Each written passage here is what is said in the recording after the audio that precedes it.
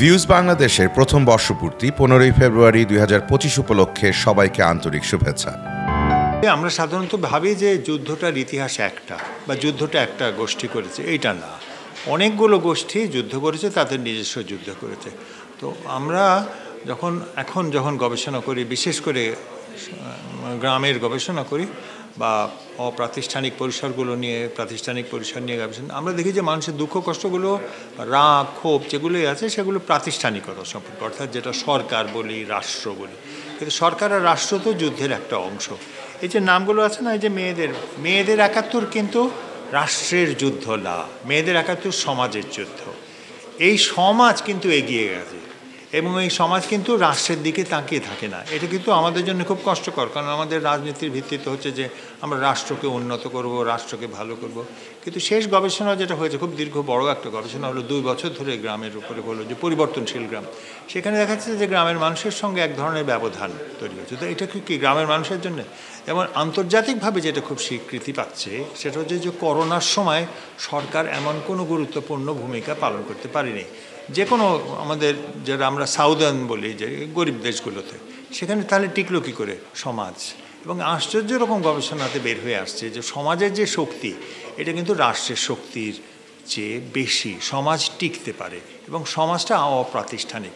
তো সমাজের নিয়মে চলে। তো আমরা একটা গ্রামে আমি দেখছিলাম, এটা কুমিল্লার বোধহয় একটা গ্রামে, সেখানে একটা ওদেরকে ওরা বলে দরবার বলতো আর কি, সেই দরবারটাই সমস্ত কিছু মেটায়।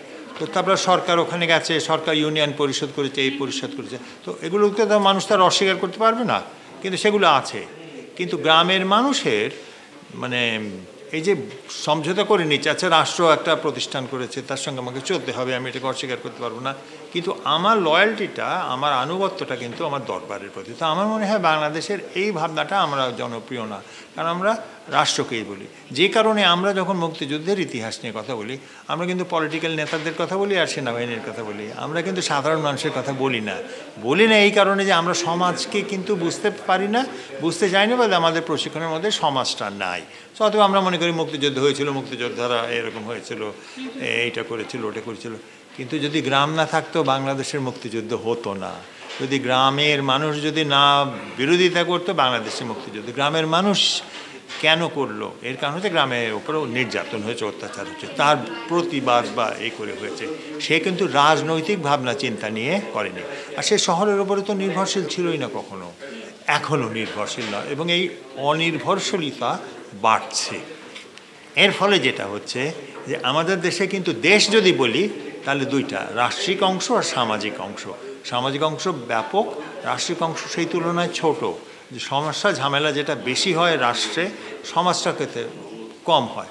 সমাজটা অর্গ্যানিক, রাষ্ট্রটা কিছুটা হলো ইম্পোজ। অথবা আমাদের কলোনিয়ালিজমের আগে তো রাষ্ট্র ভাবনাই ছিল না। রাষ্ট্র একটা গভর্নেন্স মেকানিজম, কিন্তু সমাজ তো আপনার অর্গ্যানিক। আপনি জীবনযাপন করেন সমাজে, পরিবারকে যেমন, পরিবারকে কেউ বলতে হয় না তো আইন করে সংবিধান নাই, পরিবারের কোনো সংবিধান নাই, পরিবার নিজস্বভাবেই চলে। ঠিক একইভাবে রাষ্ট্রের সংবিধান লাগে, কারণ ওটা হচ্ছে আপনার একটা আরোপিত প্রতিষ্ঠান।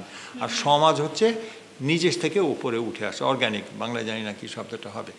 এই কারণে আমাদের এই বিবিধতাটা একটু মেনে নেওয়া উচিত। এবং রাষ্ট্রিক যারা শক্তি, যেটাকে সরকার যার প্রধান প্রতিনিধি, তা সে সমাজের সঙ্গে কিভাবে চলবে এটা যদি বুঝতে পারতো না, সবচেয়ে ভালো হতো। কিন্তু ওটা বুঝলে তো ও তো ক্ষমতা নিয়ে সবসময় একটু চিন্তিত থাকে, ওর ক্ষমতা চলে গেল কিনা, এই চলে গেল কিনা ইত্যাদি। আর ওই যে মনে করেন চুরি দুর্নীতি যেগুলো হয়, ওটা কিন্তু সমাজের বিষয় না, ওটা সরকারি অংশ। যেটা হয় যে বাজেট হয়, যেখানে আপনি তো চুরি করতে হলে আপনাকে তো কাগজপত্রে চুরি করতে হবে, 2 নম্বরই মিথ্যা কথা বলে হলো, সেখানেই হয়। সমাজে এই সমস্যা নিয়ে সমাজ চিন্তিত না। তো আমাদের এই দুইটা বাস্তবতাকে মিলে যদি আমরা বাংলাদেশকে দেখি, তাহলে সবচেয়ে ভালো হয়, তাহলে বুঝতে পারবো। আর এই যে